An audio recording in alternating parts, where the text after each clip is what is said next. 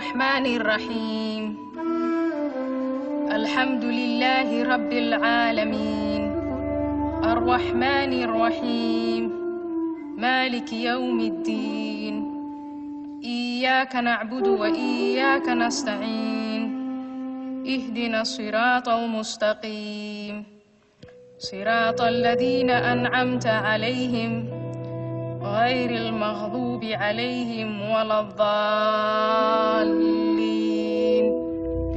آمين.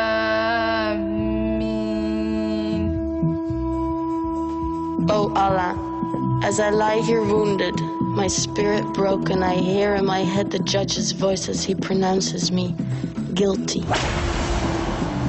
The sentence I have to serve is in your words.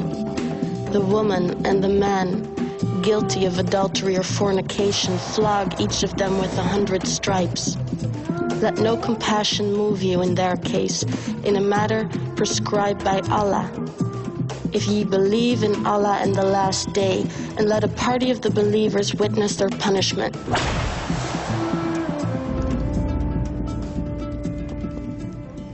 Two years ago, on a sunny day, while at the souk, my eyes were caught by those of Rahman, the most handsome man I have ever met. After that day, I couldn't help but notice his presence whenever I went to the marketplace, and I was thrilled when I learned that his appearance at the bazaar was not a coincidence. One day, he suggested we meet in secret, and I said yes. And as the months went by, our relationship deepened. What is more, out of our love, a new life started to grow. Our happiness did not go unnoticed, and before long, envious eyes gave way to malicious tongues. Let's ignore these people, Rahman and I said to each other, and trust in Allah's mercy. Naive, young, and in love perhaps. But we thought your holiness was on our side. Rahman and I shared affection and trust and a deep respect for each other. How could Allah disapprove? Why would he?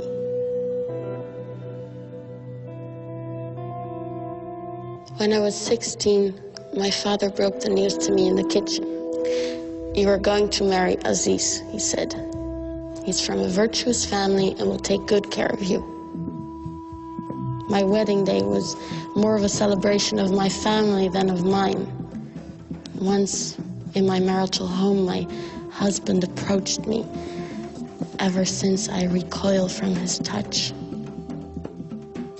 I am repulsed by his smell, even if he has just had a bath. Yet, O Allah, I obey his command sanctioned by your words. And I let him take me because each time I push him away, he quotes you. They ask thee concerning women's courses. Say, they are a hurt and a pollution. So keep away from women in their courses and do not approach them until they are clean. But when they have purified themselves, ye may approach them in any manner, time, or place ordained for you by Allah. For Allah loves those who turn to him constantly. And he loves those who keep themselves pure and clean.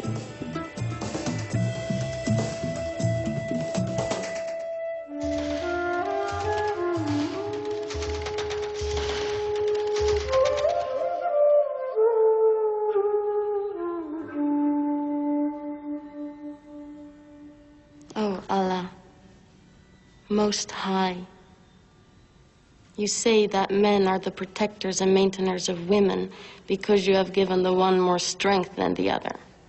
I feel at least once a week the strength of my husband's fist on my face.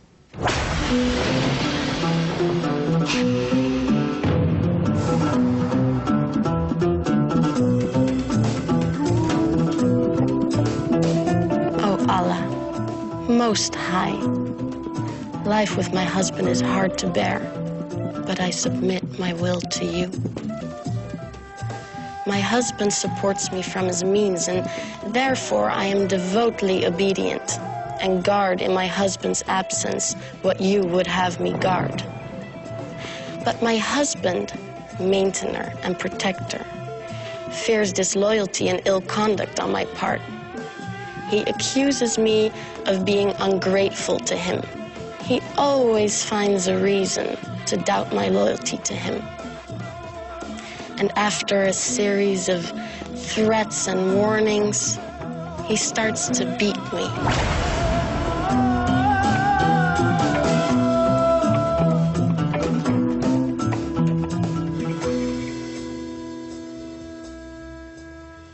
Oh Allah, most gracious, most merciful, just as you demand of the believing woman, I lower my gaze and guard my modesty. I never display my beauty and ornaments, not even my face or hands. I never strike with my feet in order to draw attention to my hidden ornaments, not even at parties. I never go out of the house unless it is absolutely necessary, and then only with my father's permission. When I do go out, I draw my veil over my bosom, as you wish. Once in a while, I sin.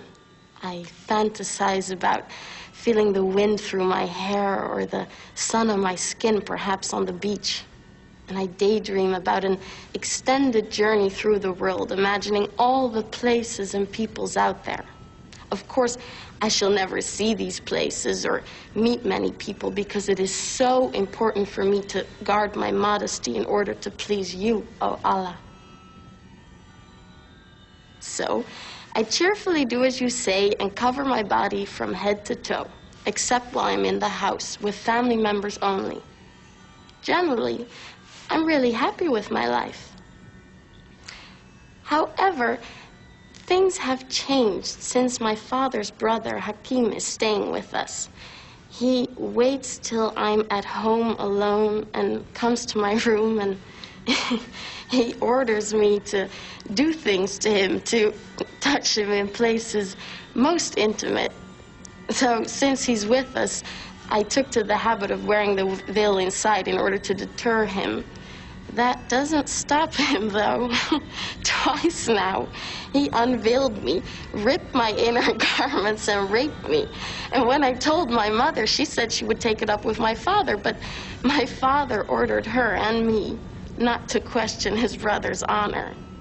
I experience pain each time my uncle comes to see me. I feel caged like an animal waiting for slaughter, and I'm filled with guilt and shame, and I feel abandoned, yet surrounded by family and friends. Oh, Allah. Hakim is gone now that he knows that I'm pregnant.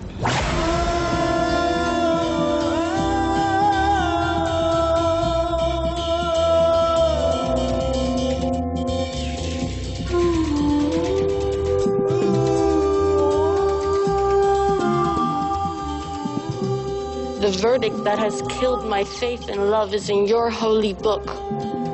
Faith in you, submission to you, feels like self-betrayal. Oh Allah, giver and taker of life, you admonish all who believe to turn towards you in order to attain bliss. I have done nothing my whole life but turn to you. And now that I pray for salvation under my veil, you remain silent, like the grave I long for.